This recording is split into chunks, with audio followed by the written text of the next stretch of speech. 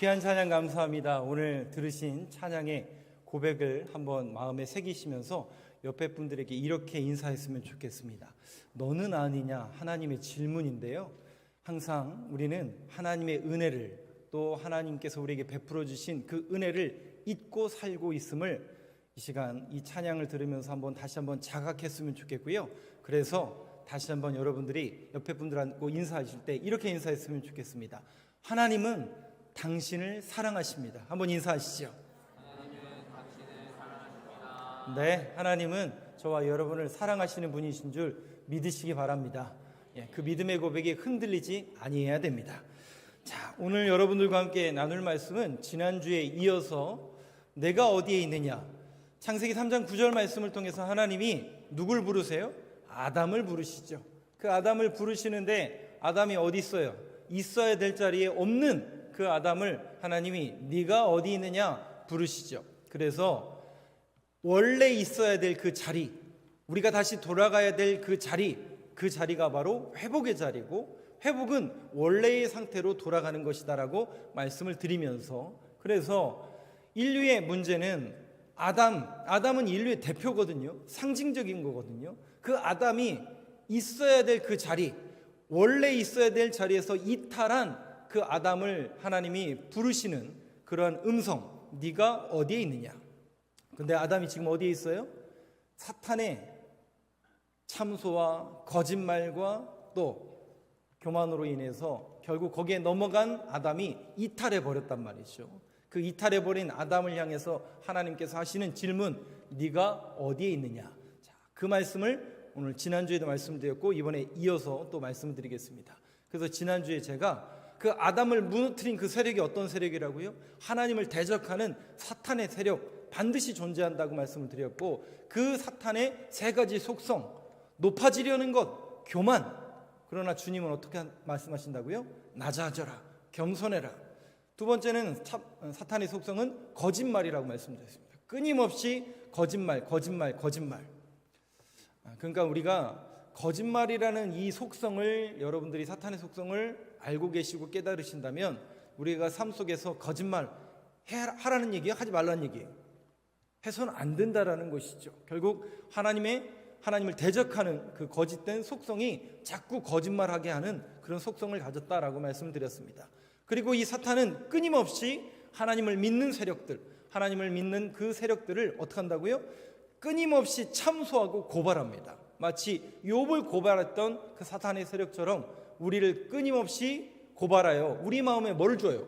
죄의식을 심어주고, 넌 이것도 못하고 저것도 못하고. 그럼 어떡하라는 얘기예요? 에이, 안 되겠네.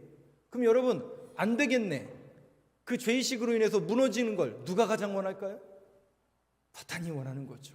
거기에 넘어가지 말라고 제가 말씀을 드렸습니다. 결국 최우승리는 예수 그리스도께서 마치 주님이 가죽 옷을 입히시는 것처럼 동물을 희생하셔서 주님의 사랑을 그 자녀들에게 보여주고 계신 것처럼 아들 예수를 죽이심으로 인하여 우리가 그 보혈의 피를 의지하여 하나님 앞에 담대하게 나아갈 수 있는 예수 그리스도의 사랑, 하나님의 사랑을 지난주까지 제가 말씀을 드렸습니다. 그렇다면 그 사탄의 속성에 우리는 무너지기 십상인데, 왜냐하면 이 땅은 공중권세를 잡고 있기 때문에 그 세력들이, 그래서 그것을 견지하고 우리가 늘 깨달아서 이 공중권세, 악한 세력들은 끊임없이 교만해져라, 거짓말해라, 참소하고 있다라는 사실을 여러분들이 깨닫고, 그렇다면 거기에 무너진 오늘 아담의 모습을 보면서 우리의 모습을 한번 또 점검해 봤으면 좋겠습니다. 결국 거기에 무너집니다. 무너졌을 때 결국 무너지고 나니까 어떻게 되느냐? 하나님과 아담과의 관계가 어떻게 돼요? 분리가 돼버려요. 자, 3장 10절 말씀부터 한번 보여주시죠. 3장 10절 말씀. 사탄에 무너진 그 존재들, 그 세력들, 그 아담이 어떤 결과를 맞이하게 되는가? 저는 세 가지를 여러분 주보에도 있는데요, 그 세 가지에 주목했으면 좋겠는데요. 한번 10절 말씀 저 같이 읽겠습니다. 시작. 이르되 내가 동산에서 하나님의 소리를 듣고 내가 벗었으므로 두려워하여 숨었나이다. 결국 그 사탄의 세력에 무너진 아담에게 닥친 당면의 문제, 즉 그들에게 닥친 그 증상이 뭐냐면 첫 번째가 내가 벗었으므로 두려워하여 어떻게 했다고요? 숨었나이다. 두려움입니다. 원래 하나님은 아담과 함께 에덴 동산에 거니면서 두려움을 알았을까요? 몰랐을까요? 하나님과 함께 할 때는 죄를 짓기 전에는 두려움이라는 게 없었는데 보세요. 3장 10절에 보니까 그 증상, 죄를 범한 인간의, 하나님과 분리된 인간의 첫 번째 증상이 두려워해서 어떻게 해요? 두려워하여 숨었나이다. 결국 인류의 가장 문제, 저와 여러분들에게도 가장 어려운 문제 중에 하나가 뭐냐면 두려움 아닙니까? 두렵잖아요. 삶을 산다는 게 얼마나 두려워요. 별로 안 두려우신가 본데요. 끊임없이 저와 여러분들의 모든 문제의 그 근원을 살펴보면 대부분 두려움입니다. 앞으로 뭐 해 먹고 살아야 되나? 야, 너 그래서 그 먹고 살겠냐? 다 두려움 아닌가요, 여러분? 두려움? 근데 여러분 한번 생각해 보세요. 우리가 누구 믿는 사람이에요? 예수 믿는 사람들이잖아요. 예수 믿는 사람들이고 우리는 하나님이 우리와 함께 하실 것이고 일용할 양식을 주실 거라고 믿는 사람들 아닙니까? 근데 우리의 입에서 야, 너 그래서 먹고 살겠냐? 야, 너 그래서 할 수 있겠냐? 이렇게 말하는 게 정상입니까? 비정상입니까? 정상은 아니죠. 그러니까 여러분, 우리가 항상 말 조심하셔야 됩니다. 정말 여러분들에게 신앙이 있고 믿음이 있고 예수 믿는 사람이라면 하나님이 우리와 함께 하실 것이고 하나님이 도와주실 거라고 믿기 때문에 그런 말을 해서는 안 된다는 것이죠. 굉장히 믿음이 없는 발언입니다, 실상은. 두려움이 우리의 삶을 잠식해버렸어요. 아담에게도 하와에게도 인류에게 오는 모든 이들의 이 마음속에 두려움이 잠식하는 거예요. 두려우니까 어찌할 바 몰라는 거예요. 그러니까 여러분 생각해 보세요. 두려우니까 뭘 믿는 줄 아세요? 하나님의 말씀보다는, 보이지 않는 하나님의 말씀보다는 두려우니까 자꾸 이걸 믿는 거예요. 왜? 보이니까. 당장 내 앞에 보이니까 동영상에 현혹되고 세상에 있는 물건에 현혹되고 거기에 무너지는 거예요. 그래서 여러분들이 한번 곰곰이 생각해 보세요. 왜 내가 이렇게 두려움이 많은가?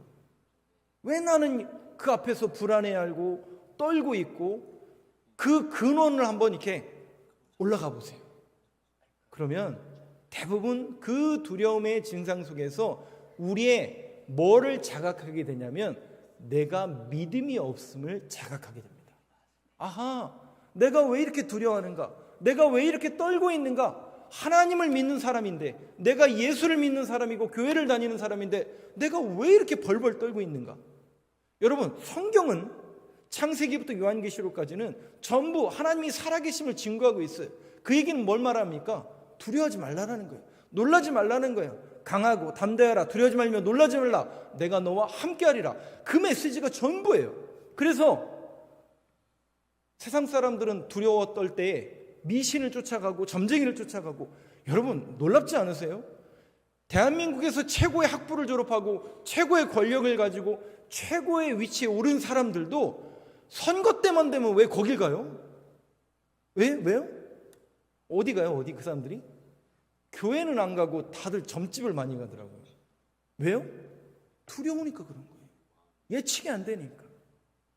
인간의 본질적인 문제 아닙니까? 근데 우리는 거기 갈 이유가 없죠. 왜? 하나님이 함께 하심을 믿기 때문에. 요셉도 두려웠어요. 그 우리 창세기 요셉 말고 마리아의 남편인 요셉. 왜 두려웠냐면 세상에 아내랑 잠자리를 한 적이 없는데 임신이 된 거예요. 둘 중에 하나 아니에요? 아내가 남몰래 다른 남자랑 잠을 잤던지 뭔가 문제가 있는 거 아니에요? 근데 그 시대의 문화 속에서는 아내가 바람을 폈기 때문에 이건 돌에 맞아 죽을 수밖에 없습니다. 그래서 요셉이 어떻게 합니까? 가마지 끊고자 하여 가만히 그 관계를 정리하려고 그랬어요. 마음속에 두려움이 왔죠. 그때 하나님이 천군을 청해서 이 말씀을 주시죠. 두려워 떨고 있는 요셉에게 나타나서 주신 말씀이 뭐예요? 임마누엘입니다. 하나님은 너와 함께 하실 것이다. 하나님은 너와 함께 하실 것이다. 에스겔에게도 동일하게 하나님께서 말씀하십니다. 그 두려움 가운데 있었던 에스겔이라는 선지자는 바벨론 포로로 끌려간 사람이에요. 끌려갔더니 자신은 거기에서, 원래 이 사람이 직분이 제사장이었거든요. 끌려가기 전에는 이제 조금만 있으면, 5년만 있으면 내가 30살로 제사장 역할을 감당할 텐데 포로로 끌려왔단 말이죠. 망했구나. 하나님, 이건 아닌 것 같습니다. 내가 하나님을 믿는 사람들인데 결과가 이렇게 나오면 안 되죠. 그렇게 좌절하고 낙심하고 있을 때, 30살이 되었을 때, 제사장 나이가 되어서 쓰임받아야 될 그 나이에 그는 바벨론 포로로 끌려와 있었을 때에 하나님의 음성이 그들에게 임하기 시작합니다. 그리고 그에게 보여주는 게 뭐냐면 여호와 삼마예요. 하나님은 거기에만 계신 게 아니라 여기도 함께 하시는구나. 하나님은 우리를 버린 게 아니구나. 하나님은 우리를 포기한 게 아니구나. 하나님은 여기도 계시는구나. 그 소망과 희망을 에스겔이 갖는 거 아니겠습니까? 믿음의 많은 사람들이 하나님이 함께 하심을 믿기 때문에 그 일을 감당할 수 있었던 거예요. 근데 여러분, 세상은 어떻습니까? 공중권세 잡은 자들은 끊임없이 우리에게 뭘 얘기합니까? 두려워해라, 겁을 주고 용기 갖지 못하도록.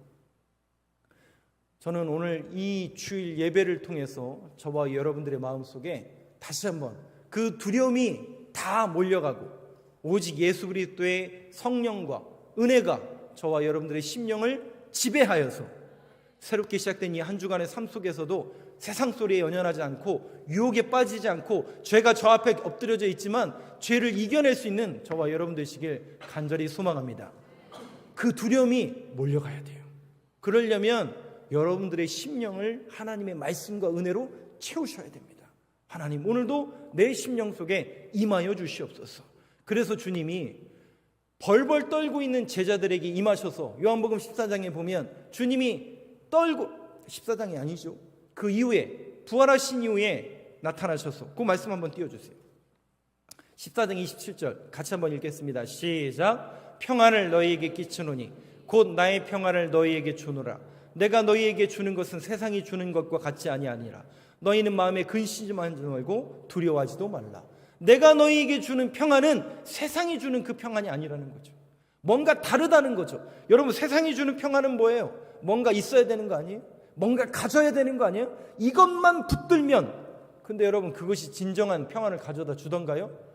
그 만족과 그 기쁨은 며칠 못 가더라고요. 그런데 주님이 주시는 평안은 달라요. 이때도 제자들은 이해하지 못했어요. 이 말을 이해하지 못했다니까요. 그런데 주님이 진짜 죽으신 거예요. 그런데 말씀하신 것처럼 사흘 만에 부활하신 거예요. 부활하신 주님을 못 만났어요, 제자들이. 근데 주님이 문을 꼭 닫고, 왜 문을 꼭 닫아요? 예수 믿는 사람 잡으러 다니니까, 유대인들이. 그래서 문을 꼭 닫고 거기서 기도하고 있을 때 문은 꼭 닫았지만 주님이 그 안에 들어오시죠. 임하시죠.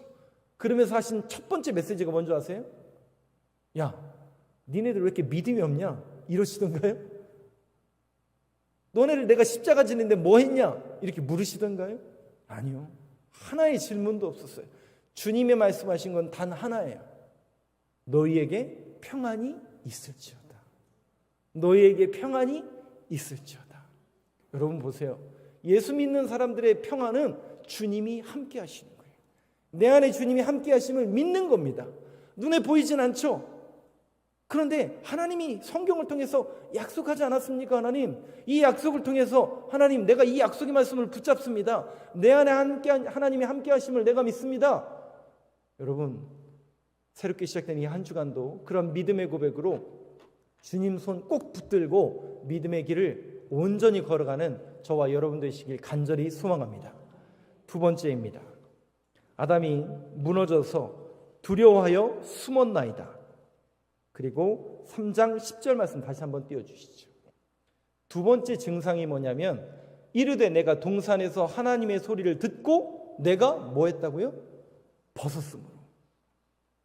눈이 그러니까 한번 생각해 보세요. 아담과 하와가 원래는 어떻게 다닌 거예요? 벗고 다닌 거예요. 어디에서요? 에덴 동산에서.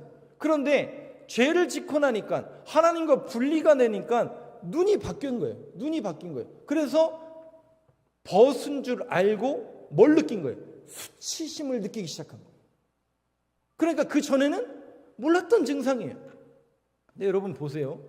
아담이 하나님 아담을 만드시고 그에게 무슨 명령을 내리시냐면 에덴 동산 지기로 만드셨어요. 그리고 아담에게 무슨 명령을 하시냐면 다스려라, 지배해라, 어딜요? 이 땅을. 그러면서 동물들의 이름을 붙여주게 합니다. 그러면 여러분 한번 생각해 보세요. 우리 강아지의 이름은 이거, 저거, 이렇게 이름을 붙이는 게 우리의 모습이지만 아담이 동물을 불러서 그 동물의 이름을 붙이는 것은 단순히 내가 좋아하는 이름을 붙이는 그런 의미가 아닙니다, 여러분. 아담이 동물을 붙여서 너는 곰, 너는 사자, 너는 호랑이 이렇게 이름을 붙인 것은 그 동물의 속성을 말하는 거예요. 다시요. 아담이 이름을 붙인 것은 단순히 내가 좋아하는 이름을 그에게 준 게 아니라 그 동물의 속성과 가치를 본 거예요. 그래서 동물의 속성과 가치에 맞는 이름을 붙인 거라고요. 그러면 아담에게 무슨 눈이 있었던 거예요? 그 동물의 속성을 꿰뚫어 볼 수 있는 눈이 열렸던 거예요. 근데 죄가 들어오고 하나님과 분리가 되니까 눈이 어떻게 됐냐면 수치심으로 변한 거예요. 수치심으로. 그래서 여러분 이런 겁니다. 아담과 하와는 어떤 존재냐면 원래 아담을 잠들게 하셔서 그의 갈빗대를 취해서 하와를 만드시잖아요. 그래서 아담이 뭐라고 고백하죠? 너는 내 뼈 중에 뼈요, 살 중에 살이다. 이게 뭔 말이에요? 뭔 말이래요? 그걸 네가 가르쳐. 예. 뼈 중에 뼈요, 살 중에 살이라는 얘기는 네가 나라는 얘기예요. 무슨 얘기인지 이해가 되시나요? 내 뼈를 가지고 만들었잖아요. 그래서 아담이 고백하는 거예요. 뼈 중에 뼈요, 살 중에 살이라. 그것은 그러니까 노래를 부른 거예요. 노래를. 그러니까 네가 누구라는 거예요. 너는 너가 아니라 유가 아니라 나라는 거야. 나라는 얘기예요. 근데 여러분 보세요. 수치심을 느꼈다는 것은 난 줄 알았는데 남이라는 얘기예요. 세상에. 분리가 되니까요. 그런 수치심이 들어오고 나라고 고백했던 사람이 남으로 고백이 되는 거예요. 모든 문제가 다 여기서 나오는 거죠. 남이 돼버린 거예요. 남. 심지어 누구까지도요? 자기 아내까지도 남이 돼버린 거예요. 자꾸만 우리의 눈을 이렇게 호도하게 만들고 왜곡하게 만들고 그러니까 자꾸 우리가 그쪽에 여러분 생각해 보세요. 왜 우리가 성령 충만해야 되는가? 그것은 바로 여기에 있습니다. 저와 여러분이 성령 충만하면 보여지는 눈이 달라진다니까요. 생각해 보세요. 38년 동안 성전 미문에 앉아 있었던 사람은 날 때부터 거기 계속 나가서 뭐 한 거예요? 계속 구걸한 거예요. 그러면 여러분 생각해 보세요. 베드로와 그 제자들은 성전을 처음 가서 그 사람을 봤을까요? 맨날 가서 그 사람을 봤지만 그날 유난히 눈에 들어온 겁니까? 맨날 그 사람을 봤는데 성령 충만하기 전에는 그냥 그저 그런 사람이었어요. 구걸하는 사람이었어요. 그런데 오순절 성령 강림 사건이 그들에게 임하고 성령 충만해지니까 세상에 그 사람이 어떻게 보이는 거예요? 어떻게 보이는 거야? 불쌍히 보이는 거예요. 다른 거예요. 다른 거예요. 관점과 시각이 다르게 보이는 거예요. 불쌍하니까 어떻게 해요? 주님의 마음이잖아요. 그 불쌍한 마음이 드니까 그에게 베드로가 주잖아요. 이렇게 주는 게 아니에요. 내게 있는 것을 너에게 주노라. 세상에. 베드로에게 뭐가 있는데요? 천국 열쇠가 있었잖아요. 그 천국 열쇠가 뭐예요? 주님의 말씀. 내게 있는 것을 너에게 주노니 나사렛 예수의 이름으로 일어나 걸어라. 소리치지도 않았을 거예요. 담백하고 심플하게 내게 있는 것을 너에게 주노니 나사렛 예수의 이름으로 일어나 걸어라. 관점이 바뀌고 시각이 바뀌는 거예요. 그런데 우리는 자꾸 죄된 속성으로 인해서 하나님과 분리되어서 눈이 변질되어 버렸어요. 마땅히 봐야 할 걸 못 보고 있어요.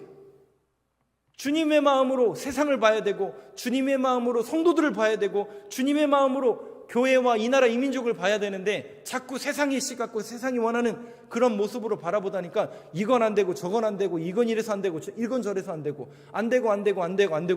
어쩌자는 얘기예요. 하지 말자는 얘기예요? 문 닫자는 얘기예요? 예배 그만 드리자는 얘기예요? 기도 그만하자는 얘기예요? 누가 원하는데요, 그걸? 사탄이 원하는 대로. 여러분, 분별하셔야 돼요. 구별하셔야 돼요. 이제는 저와 여러분들의 마음속에 이 말씀이 새겨져서 구별하실 줄 알아야 돼요. 아, 이건 내가 원하는 것은 아니구나. 이건 아니구나. 기호야, 정신 차려. 제 이름입니다, 제 이름.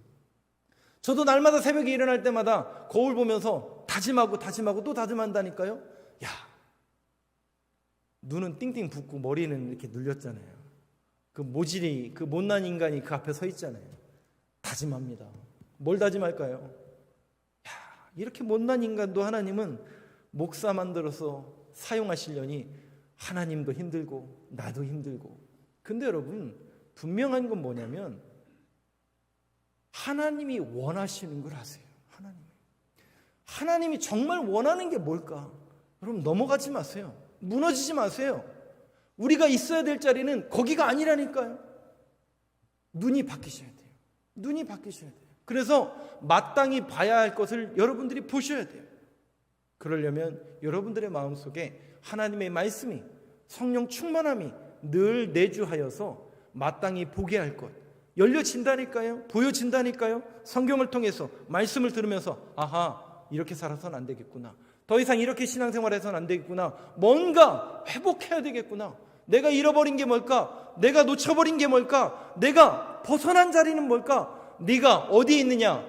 이 하나님의 메시지에 여러분들이 다시 한번 마음에 감동이 일어나서 그 자리를 박차고 일어나서 마땅히 있어야 될 그 자리, 우리가 가야 할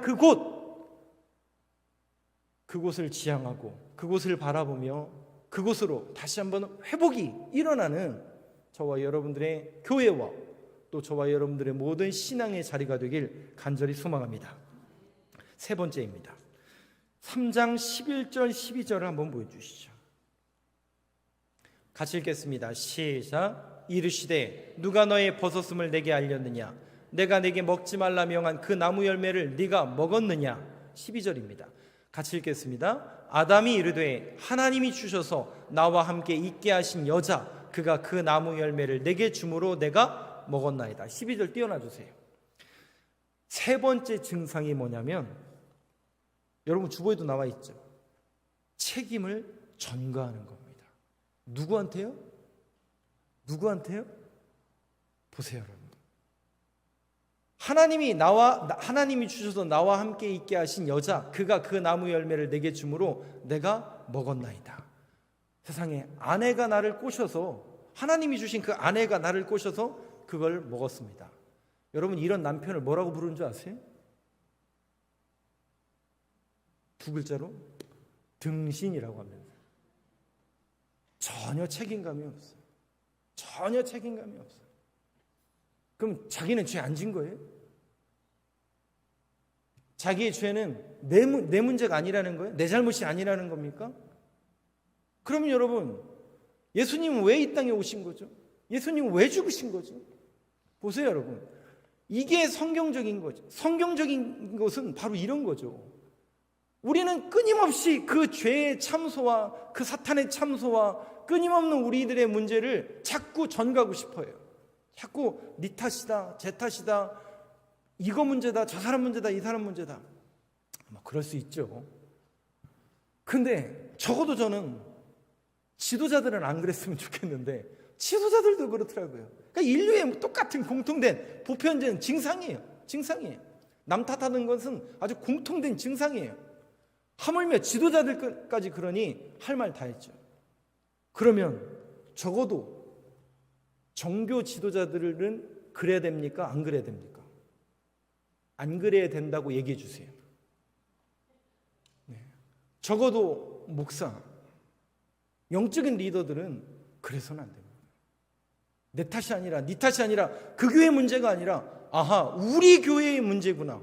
이건 내 문제구나. 내가 기도하지 않아서 마음이 아플까요? 안 아플까요? 아프죠. 두렵죠. 떨리죠. 그러나 여러분, 이 문제가 우리의 문제라면 이 문제에 대한 책임을 항상 져야죠. 그 책임을 어떻게 목사님 질 건데요?